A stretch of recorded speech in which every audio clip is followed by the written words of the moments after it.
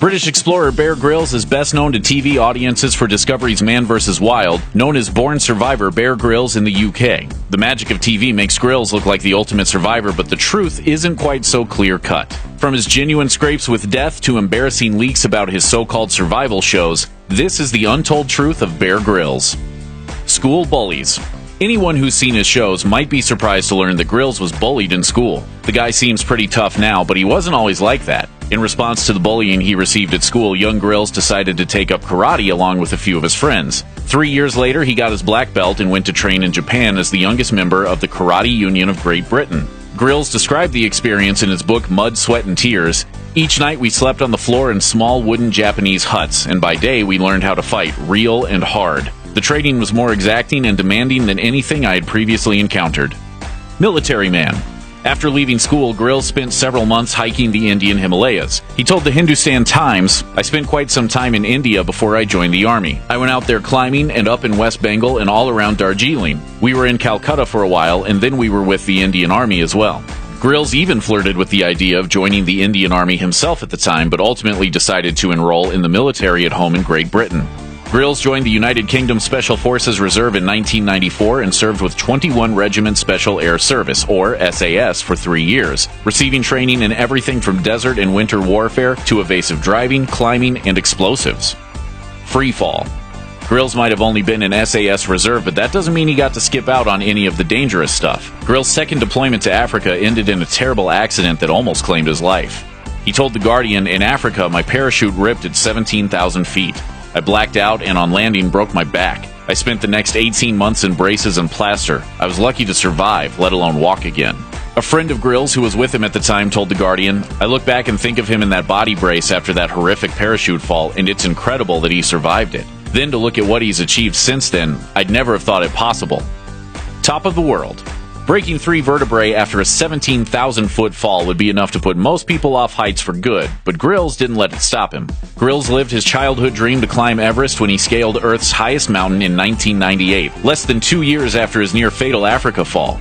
Everest is obviously no walk in the park, and Grylls almost met his end for a second time when some loose ice left him hanging on for dear life. "We were in the first stage of the Everest ascent when the ground gave way, leaving me swinging on the end of this rope clutching at these black and glassy walls."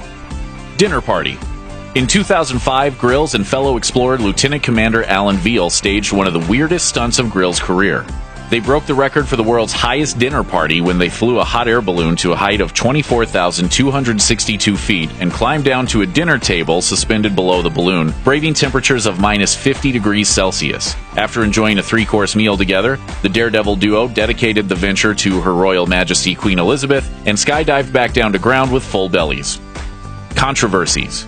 Grylls was the subject of controversy in 2008 when U.S. survival consultant Mark Weinert started talking to the British media about his time working on Grylls' show Man vs. Wild, claiming that the star was a fraud. Weinert revealed that during one episode he personally assembled a Polynesian-style bamboo raft off-camera, only for Grylls to add the finishing touches and take the credit. And after shooting on the episode concluded, Weinert claims the ex-military man left for a motel. And that wasn't the only time the show allegedly faked Grylls' whereabouts, according to the whistleblower. Grylls apparently spent a few nights in a luxurious lodge during the filming of the Sierra Nevada Mountains episode.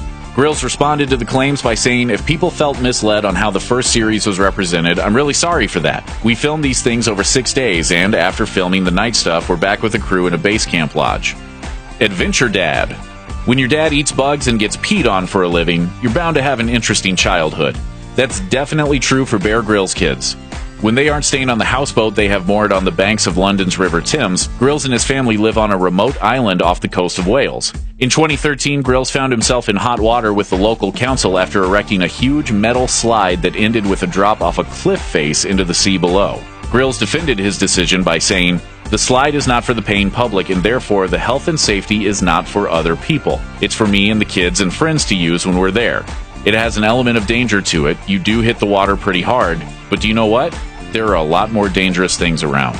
He came under criticism again in 2015 when he purposely stranded his 11-year-old son on a rocky outcrop off the island to serve as a training aid for the Royal National Lifeboat Institution. Survivor Games. Bear Grylls is hugely popular in the US and his native UK, but he also has a massive following in an unlikely place.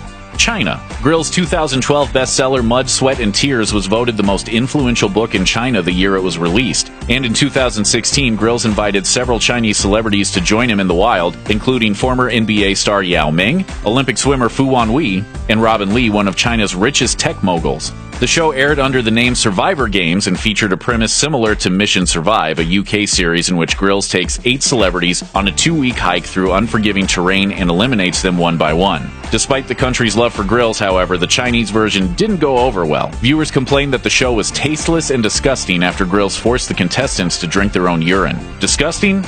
Oh yeah. But tasteless? We'll have to trust Grylls on that. God, there's no getting away from it. Ugh, that really is pretty horrible. It's like warm and it's salty. Thanks for watching. Click the looper icon to subscribe to our YouTube channel. Plus, check out all this cool stuff we know you'll love too.